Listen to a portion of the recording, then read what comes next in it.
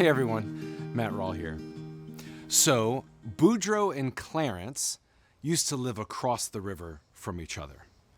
They never got along. Their families didn't get along. Think of the Hatfields and the McCoys. Every morning, Boudreaux would wake up and he would yell across the river, "Hey, Clarence, if I ever got over there, I'm gonna mess you up." And Clarence would scream right back, "Bring it!" Well, one day, the Army Corps of Engineers decided to build a bridge across the river. Well, this was Boudreaux's chance. Boudreaux got up early in the morning, he packed up his things, he kissed his wife Nanette goodbye, and he started across the bridge. And as he was walking, "Hey, Clarence, when I get over there, I'm gonna mess you up." And he could hear Clarence scream, "Bring it!" He was only gone for a couple of minutes. He came back, out of breath. And Nanette said, "What's wrong? What happened?" He goes, "Well, I started going across the bridge to mess Clarence up. And when I got over there, I saw a sign that said Clarence, 9 feet 10 inches. I'll wait.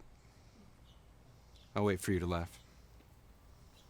Okay, so it might not be the best joke in the world. I hope it gave you a chuckle. Growing up in South Louisiana, you knew that if you heard Boudreaux and Clarence or Boudreaux and Thibodeau, you knew that there was a joke that was about to happen. There's a cultural cue that you knew that what was about to happen was not to be taken literally. It's the same thing as Once Upon a Time, is a fairy tale, or In a Galaxy Far, Far Away is not the beginning of a math problem. These things, these markers in our culture, give us a context to understand what's about to happen. Jesus doesn't make sense without the context of the Hebrew Scriptures.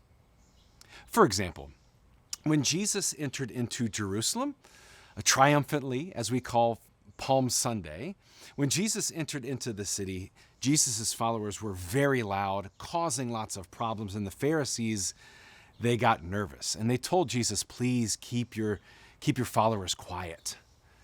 And Jesus said, if we're quiet, then the rocks and stones themselves will sing out. Now, if we don't understand that this is from the prophet Habakkuk, then Jesus is nonsensical. Jesus isn't making any sense here. We miss the fact that Jesus is offering a pretty serious charge toward the Pharisees in this moment. And at worst, we might take things literally, thinking that rocks and stones will actually begin singing at Jesus' command. Without the Hebrew Scriptures, we miss the context of who Jesus is. Jesus is the Messiah. But what kind of Messiah were they expecting? Now, the Pharisees sometimes get a bad rap because after the exile, God's people came back into the Holy Land and they rebuilt the temple. And at this point in history, God's people were under occupation from the Roman authority. And the Pharisees were nervous. They knew that if Rome got upset, they would lose the temple. And without the temple, what does their relationship with God even look like? So when Jesus comes into town and there's problems and they're loud, it makes the Pharisees very, very nervous, because the Messiah they were expecting was the Messiah of their perceived problems. They wanted a country of their own. They wanted to kick Rome out. They wanted a theocracy. They wanted to be in charge of the religious life of the people. And these are fine things. It's just that Jesus was telling them that there's more to life than power. There's more to life than influence and politics. But for the Pharisees, their perceived need, Jesus wasn't meeting. He wasn't the kind of Messiah that they thought they needed. And honestly, we do the same thing. Think of an election. You're thinking of candidate A, and you're going to support candidate A because candidate A solves your perceived problems, whether it's economics, whether it's education, whether it's immigration. This person you're putting your trust in because they are solving your perceived problems, whether they are real or realized. And we don't support candidate B because their solutions don't meet our needs. The Pharisees wanted a country of their own. They wanted Rome to be kicked out. So when Jesus was preaching peace and loving your enemies and put down the sword, and when he overturned the money-changing tables, this did not meet their perceived problems that a Messiah was being called to fulfill. Jesus didn't meet their expectations. When we read the Hebrew Scriptures, that gives us a diverse background of who a Messiah is. Sometimes a Messiah is a priestly figure, someone who can help us with forgiveness, someone who can help us with reconciliation, to bring us back in righteousness with God and with our neighbor. Sometimes that Messiah is a priestly figure.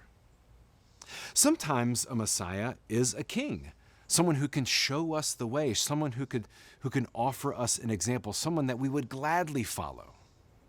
Sometimes a Messiah is a prophet.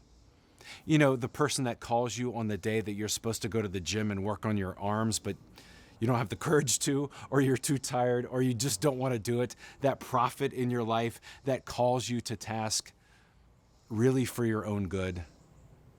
What kind of Messiah are you in need of?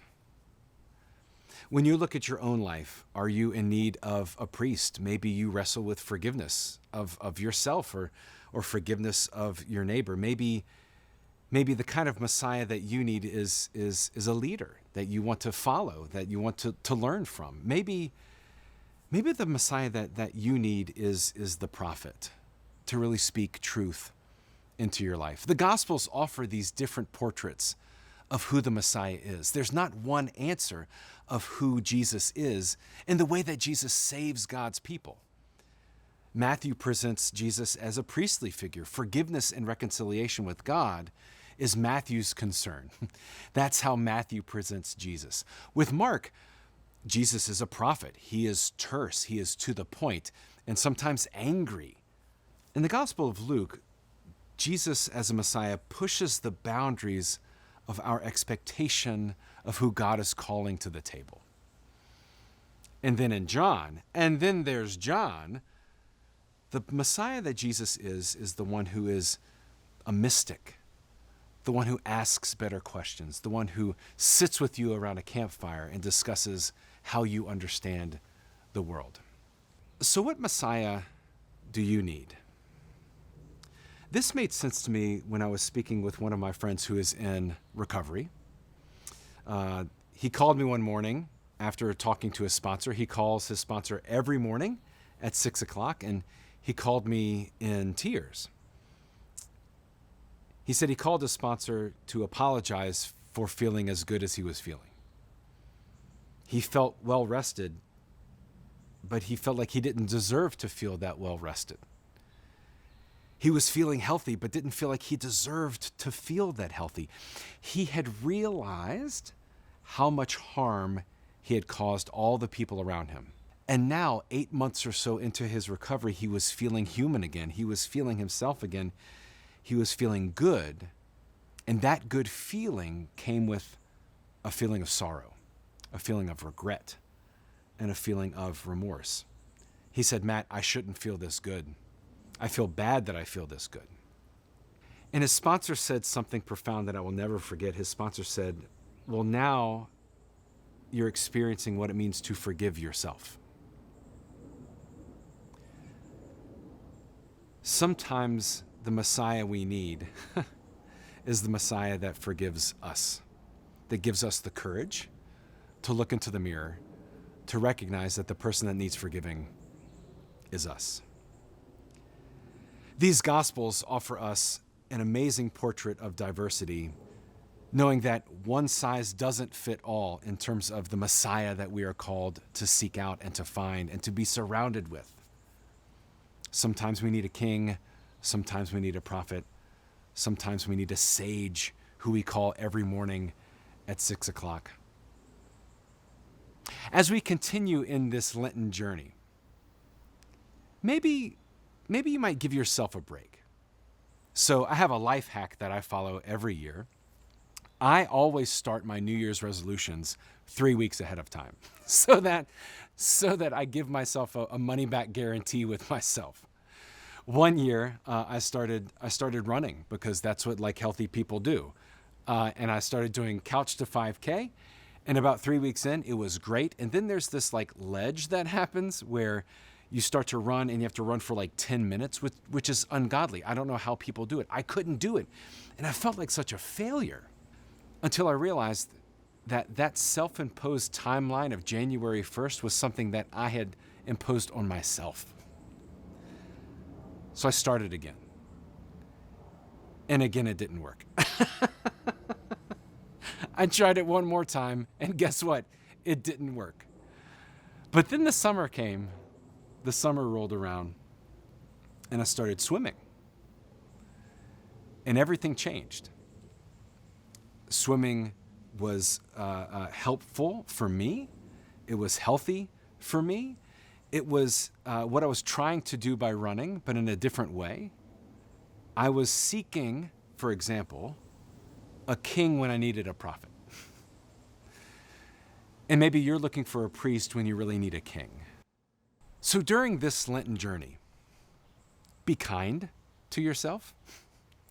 Now, maybe day one, you know exactly what you need to do. Maybe you need to give up chocolate and you're going to stick to it.